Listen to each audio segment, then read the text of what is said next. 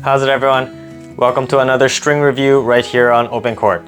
So today I'm reviewing another Solinco string. I'm sure you guys all know about Solinco whether you watch this channel or not. Solinco has rocketed in popularity among casual and competitive players recently. And today's string review is going to be the Solinco Outlast. Let's check it out.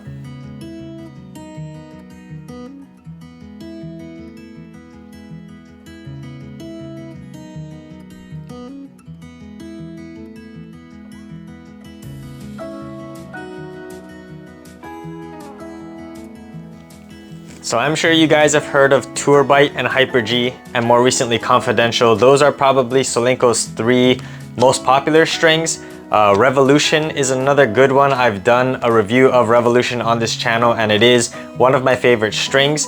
But today I'm talking about Solinco Outlast, which doesn't really get a lot of fanfare among the Solinco lineup. So why is that? Probably because the Solinco Outlast doesn't really have a whole lot of bells and whistles. It's not aggressively shaped like the other popular Solinco strings. It's just a traditional round polyester monofilament with nothing really special about it in terms of its construction or makeup. The back of the package says a newly developed high performance and well-rounded polyester string designed to provide maximum durability and all-court playability. To be honest, that doesn't really tell us much about what goes into making this string. It doesn't have a whole lot of innovations.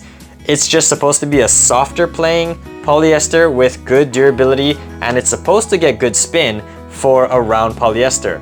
It's also under $10, which makes it a great budget string because all the other Solinco strings are over $10. So this is probably the cheapest Solinco string you can find, and it could possibly be one of the best budget strings. So I strung up the Solinco Outlast in my head graphene touch speed, and I played with it for a couple of weeks. So let's start with the pros of the Solinco Outlast.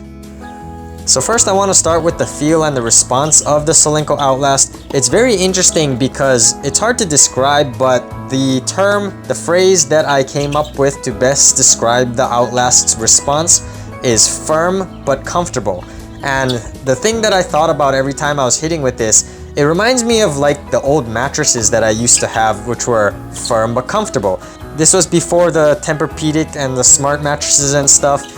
Back in the day, the firm/comfortable mattresses were all the rage, and the Solinco Outlast is very similar to that. It's firm enough that I get a nice crisp pop sensation when I strike it solid in the sweet spot, but I didn't feel any jarring sensations at all on the arm. It wasn't springy at all. I don't like springy strings because they're unpredictable.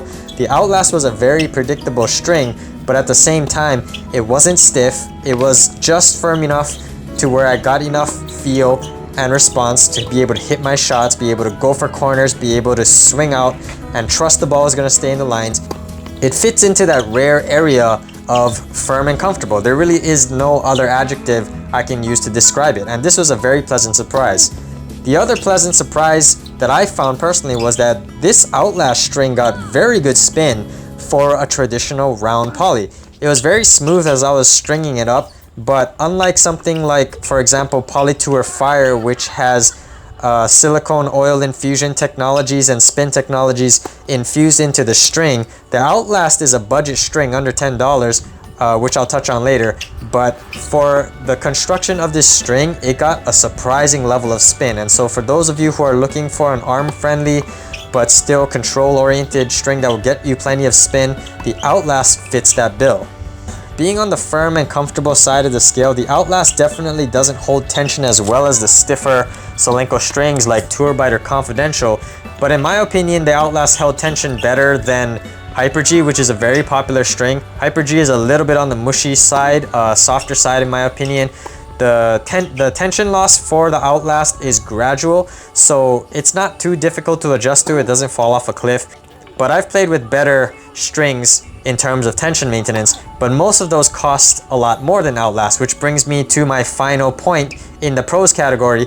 This string is under $10, and in terms of a cost to performance ratio, this is, in my opinion, one of the best on the market that I've tried. For this price point and the level of power, control, spin, this is a very good cost-effective string, and I could actually see myself playing with this in various setups. I think it would be a good cross string as a hybrid as well. So if you've used this string and you think to yourself, I know strings with better tension maintenance, I know strings with better power, better feel, better spin, ask yourselves, are those strings under $10? Well, the Outlast is, and so for the price, the barrier to entry is very low, and so just on the merits of the price, the Outlast is worth trying. Now getting into the cons of the Solinco Outlast, there really aren't any objective cons, more like just general nitpicks for me. But again, I gotta reiterate this point. This string is under $10, and so I was constantly thinking about that price point while I was reviewing this string. For what you get for the price, there really is not much negative to say about this string. Maybe a couple of nitpicks is that I like a little bit crisper feel, like the Tour Bite. The Outlast is not quite as crisp, so I struggled to hit some drop shots, some slices and angle volleys at some points. But again, this wasn't a huge problem because I wasn't expecting it to play as well as it did.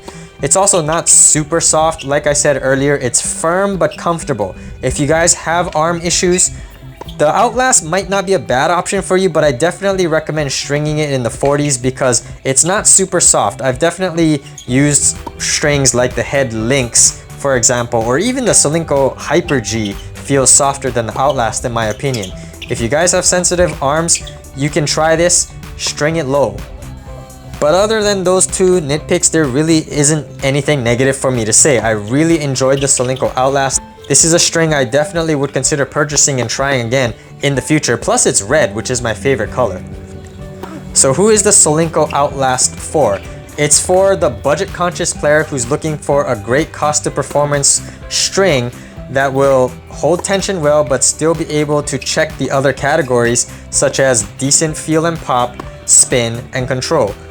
The Solinco Outlast definitely outperforms the price. Solinco is one of the up-and-coming string manufacturers. They're getting very popular, and for good reason. If they keep pumping out strings like this, they are going to quickly take over the market if they haven't already. And so I highly recommend the Outlast for those of you who are on a budget, who are looking for a string that will last a long time at a low price point but not sacrifice those areas that a lot of advanced players are really looking for in their string.